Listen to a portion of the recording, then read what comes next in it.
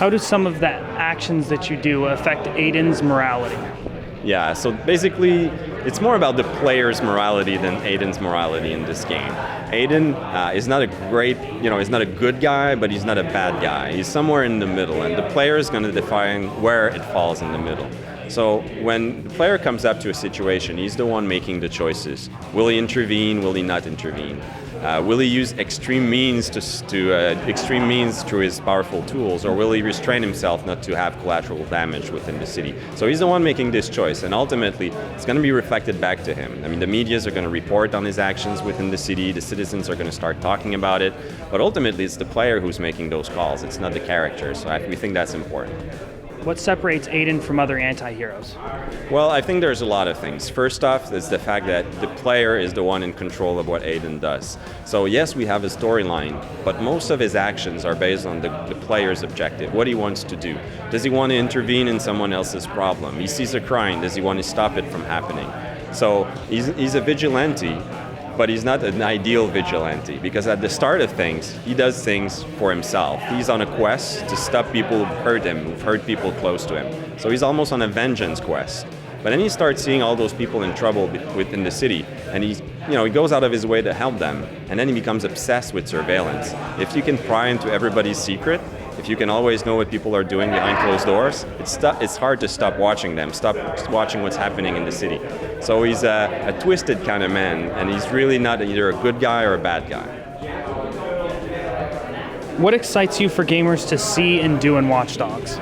So, I'd have two answers to this. I think one of the most exciting aspects for me of Watch Dogs, and our biggest hope, is that some of the best wow moments, the most memorable moments in Watch Dogs, are not a scripted event or a scripted scene that we baked at the office. We want it to be something that the player creates. We want him to define his own plan of action, improvise when things go a little wrong, and we want the player to basically live a moment that he's the one that created it. And then when he talks about it afterwards, he knows that's his moment. He's the one who made that plan, and the city responded to it. So that would be, for me, the most exciting thing. I think the other thing I would have to mention on Watch Dogs that's really going to be exciting is everything linked to connectivity between player. We haven't showed everything yet, but our ideal is that all players, between single player, between multiplayer, and even those playing through mobiles, are able to play directly together. And that's going to create a lot new types of multiplayer activities. What separates Watch Dogs from other open-world action-adventure games? Well, I think what's really different about Watch Dogs is our core themes, the thing that we're looking at.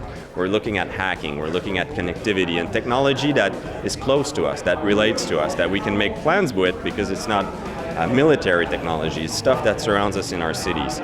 So this core focus, I think, is really unique about Watch Dogs. I think sometimes that we're a bit lifting the veil on how technology is all around us. That's cool, and I think that's unique to Watch Dogs. Everything in Watch Dogs is connected. Explain a little bit about how and why this was necessary. Well, there's two answers to your question. There's the first degree. Aiden is connected to all the systems in the city, and all those systems are connected together. Every citizen is connected through those systems. And that's important because it means that you have absolute power over all the city when you have control over the CTOS. But connection is also between players. It was important to us that gamers through single player also have benefits from being online if they are online. We wanted them to live multiplayer experiences even if their core focus is the single player. And we think that even those who prefer to play games in single player are going to love the kind of multiplayer activity that are going to come from being connected with other gamers in Watch Dogs.